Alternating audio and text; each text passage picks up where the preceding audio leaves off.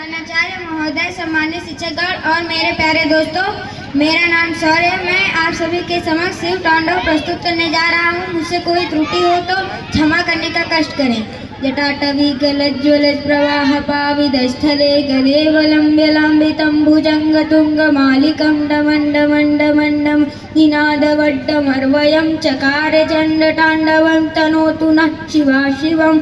जटाकटाह सम्भरम्भरं निर्झरी बिलविवल्लरी विराजमान मूर्धिनि धगद्धगद्धगद्धगद्गजज्वलाट पट्ट पावके किशोर चंद्रशेखर रति प्रतिक्षणं मम धराधरेन्द्र नंदिनी विलास बंधु बंधुरशफुरगंसना प्रमोदमान मानसे कृपा कटाक्ष धोरणी निरुद्धुरापति कविच्च देवगंभरे मनोविनेद वस्तुनि।